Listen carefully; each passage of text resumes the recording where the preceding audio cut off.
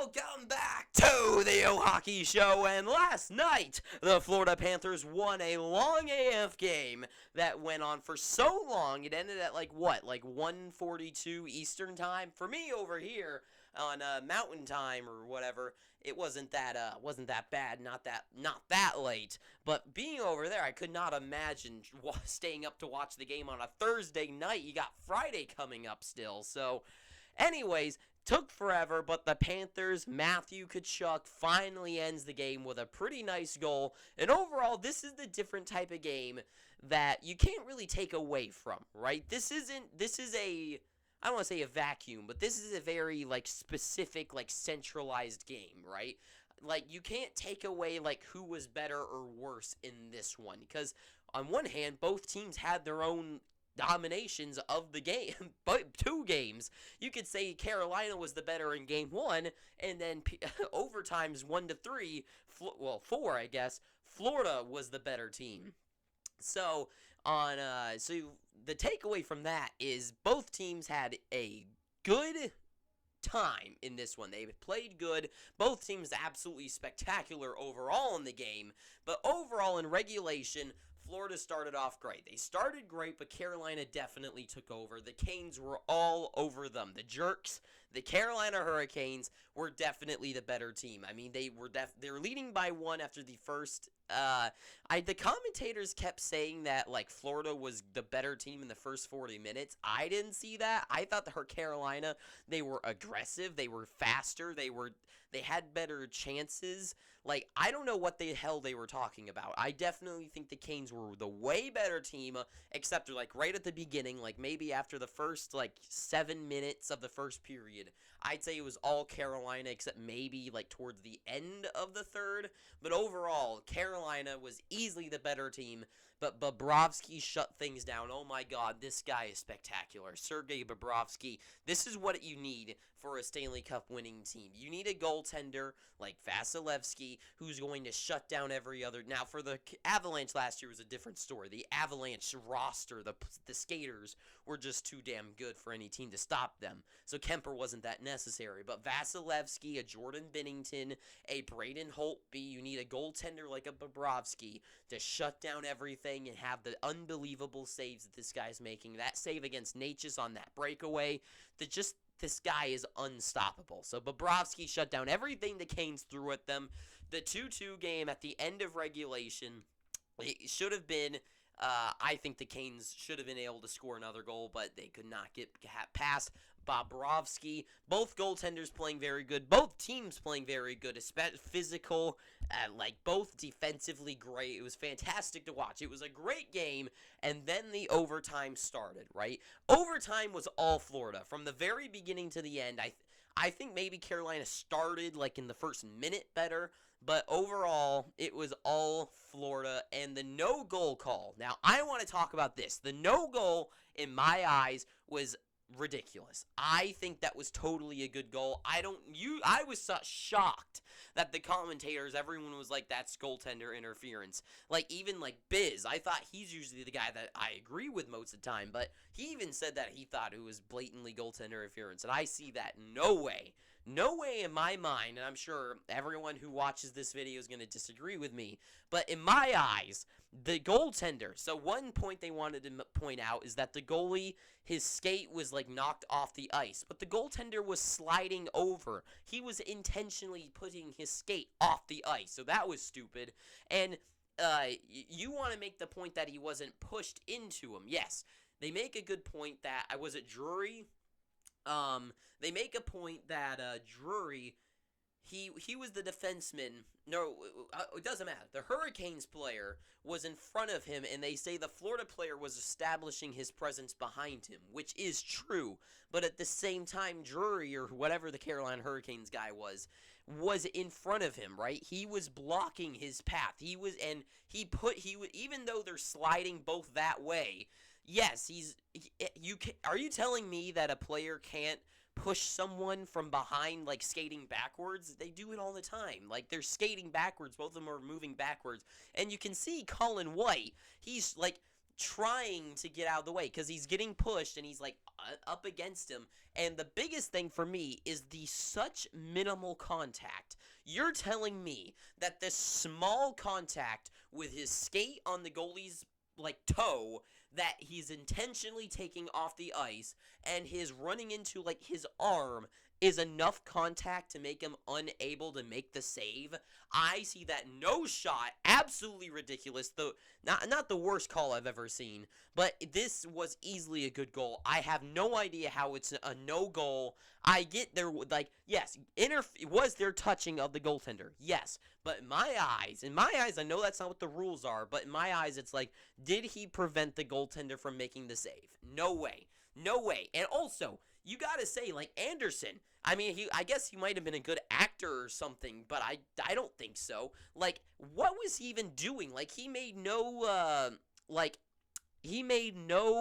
try at making the save. You know, he, like, acted as if he was, like, shot in the side. He, like, went over, like, his toe and his arm is touched, and he's, like, out of position and doesn't even try to get back over to the wide open net over here. It's like if Colin White was right here, he like slid over here, and look, now there's all this open space. That's what happened. It was ridiculous. Absolutely insane call by the referees. It should be a good goal. I don't know what the hell they're talking about. I don't know if the commentators are like being told by the NHL like, hey, like start agreeing with our referees' calls. I don't know, but I'm usually very objective. I'm very objective when it comes to these type of calls. My teams, I think they are the ones making the penalties most of the time. I don't understand this call at all. It should have been a good goal all the way. No shot. That was a terrible call in my eyes, but whatever. Game continues, and both teams were great in overtime, and especially as it kept going and going every period, you could tell just how goddamn tired these guys were. I was tired, and I'm just watching the thing. And the people in the crowd are so tired. Could you imagine, like, I was dead after just skating, like, the 5 minutes of, like, suicide skating at practices, right? Brandon Montour, who, yes, he's in amazing shape, but you gotta imagine, this guy's taking hits, taking shots, like skating hard, turning.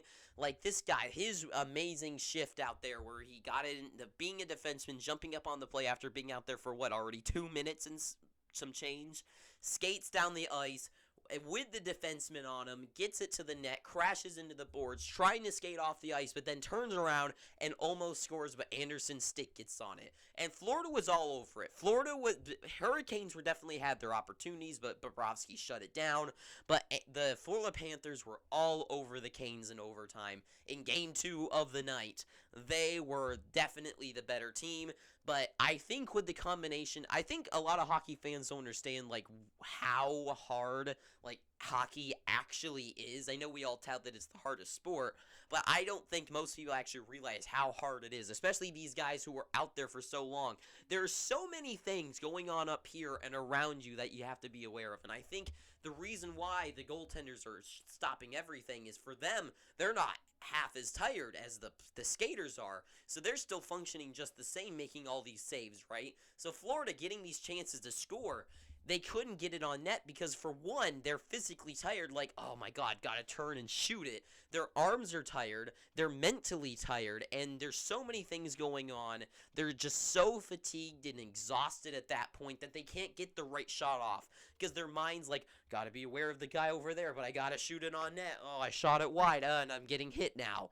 Like, there's so many things going on that these guys couldn't get in the back of the net until finally Brent Burns' mistake leads to Matthew Tkachuk getting the puck right in front of the net for him to shoot it. Like, and here's, like, just to show you, like, Matthew Tkachuk finally getting a, like, normal, like, good shot on net, and Anderson being beaten by it because it was like a regular shot. All the other chances he had were like a Verhaeghe would shoot it, or who knows, it doesn't matter. And it's just like not a good enough shot to beat Anderson because he's used to probably the 95-mile-per-hour shot, but these guys are just throwing kind of lobs at this point that aren't very accurate, that are only going like 75. And that's a 20-mile-per-hour difference. Imagine you being in a car, how different that would be. And these are professionals making these saves. So outstanding by both teams. Florida, and it was funny just rushing off the ice, getting out of there, because I would too, just running out of there. He literally celebrated, and didn't he point at the exit, and they just ran off the ice. Good for them. Good game for both teams. And the takeaway from this one, for me, is that both teams should not be, the Carolina Hurricanes should not be ashamed. They were definitely the way better team in regulation. They were all over them, but couldn't get past Bobrovsky enough times and couldn't stop Florida from their few chances they could score on. And for them, though, this is a bad loss. Because I said this in round one, where Dallas lost to the Minnesota Wild in game one in overtime after a very tough game. Where that type of game, they put their heart and soul out there in their loss. That is a, revenge-seeking loss. Where it's like, oh my god, it's game one of the playoffs. We're going out there. We got to show them up. And they did exactly that.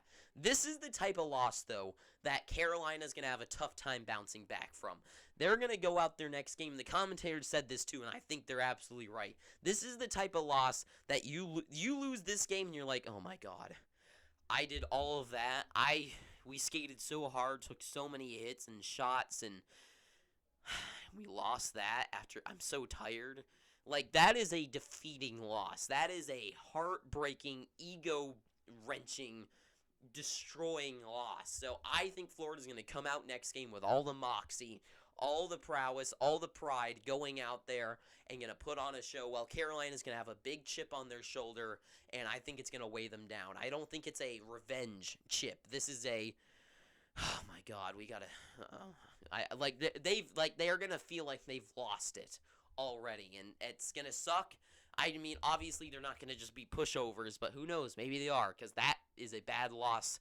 Not because they played bad, but because they just put everything they got out there and they couldn't get the job done. So, bad, overall, amazing game. 3-2 win for the Panthers, and they get the 1-0 series lead tonight. We got Dallas and Vegas, and I'm looking forward to that one. But until then, thank you for watching this. If you got to this point, I'm begging you, please pick up your free subscription. And until next time, too sweet, have an amazing day, and ta-ta for now.